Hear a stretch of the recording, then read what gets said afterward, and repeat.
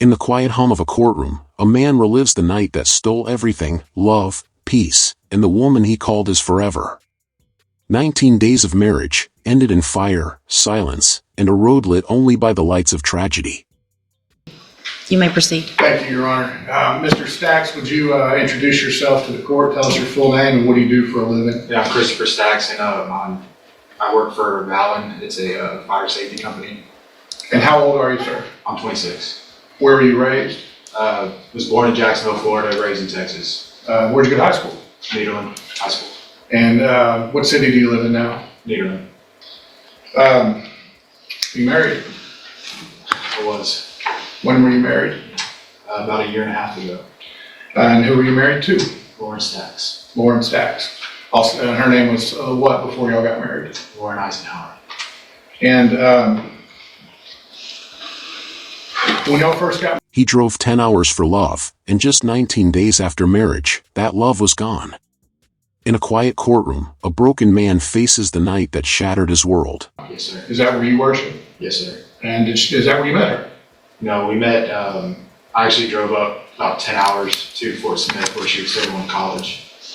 Tell me what Lauren was doing career and education-wise. She had just finished her dental hygienist degree, and she had been working, I think, for about a year in that field whenever everything happened. Did she move down here when y'all got married? We were working on it. She was still finishing a contract where she lived in Murfreesboro. Was she looking for work here? Yes, sir. And was the plan for her to move down here full-time? Yes, sir. In June of 2024, specifically the 13th, that evening, did you have an opportunity to speak with your wife? Yeah, I came home from work. They met between Miles and Faith, planning a new beginning. She had just started her career, a dental hygienist with dreams brighter than dawn. And Camille Marty, did you know her as well? Yes, sir. How did you know her? That was Boston Carr's fiance. She was engaged to a friend of yours? Yes, sir. Mr. Carr? Yes, sir. And did they also attend y'all's church together? Yes, sir. And so you said she'd been texting Camille and some other friends. What were they doing that evening? They were planning to have a little girls' night at Lindsay Chandler's house, and they were just going to hang out and do whatever girls do, I guess. Where did Miss Chandler reside? They lived in Port Arthur. Okay. When was the last time you saw her? That night, or that evening, afternoon. So it was about, I would say 4 o'clock. She cooked me dinner, and we talked for about an hour, and then she went on her way. Do you know what time she left to go to her friend? Dinner at 4, laughter for an hour, and a promise to see each other soon. But that text, "I'll be home soon, I love you," became her last. Communication with her that night. Yes, sir, we texted. And she went to Miss Chandler's house. Yes, sir. And do you know what they did there? I believe they swam. I know they left the house at some point and went and got snacks at HEB and a couple stores. I can't remember which ones, but then they went back to the house after that. Now, Lauren and her friends, did they drink alcohol? Yes, sir. Any of them do drugs? Yes, sir. Is there any kind of partying going on? Yes, sir. Swimming and hanging out at the house? Yes, sir. When was the last time that you heard from her? I believe I fell asleep around probably 11 or 12. And had she texted you at that point? Yes, sir. The last text, I believe, was that she was coming home to see me soon. When he woke at 1 a.m., silence spoke louder than any message. Her location froze, near a jail, not moving.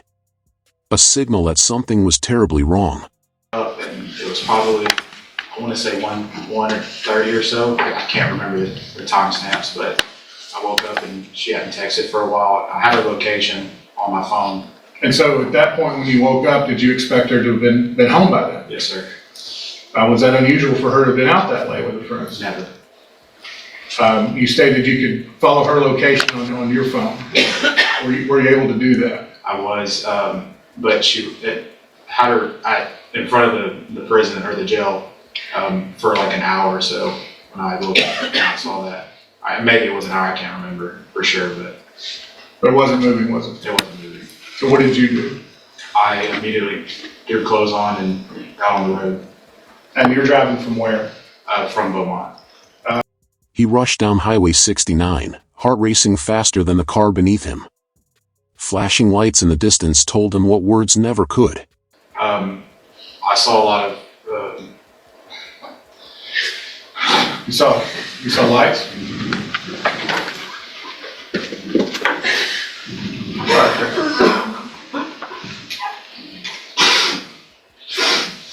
yeah, I saw the lights.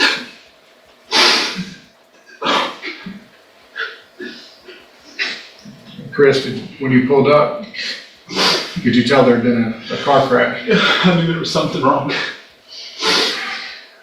Can you tell Judge what you did see when you pulled up?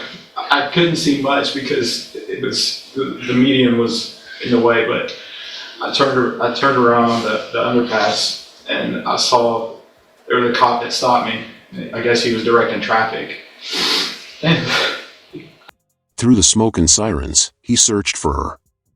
But the wreckage hid more than metal. It hid the woman he loved, the life they built, and the future they planned. So he let me through. I drove through and I was stopped about probably 100 yards from the spot of the accident. And I couldn't remember exactly what was asked or what I said, but they basically told me, I showed them my phone, I showed them the location, and they couldn't even tell who it was or who was in the vehicle or anything, because the bodies were just... There was a burning car at the scene, wasn't there? Yeah. And from that car, there were no survivors, were there? Yeah. They took them, I believe they took them weeks to find out who it was. But was it ultimately identified to be your wife? Yes, sir. Lauren Stacks? Yes, sir. Married for 19 days, not even a month of happiness before the crash took it all. Every heartbeat now echoes with the weight of what could have been. What's this done to you? It's affected me in every single aspect of my life. How long has y'all been married before she did? Only 19 days.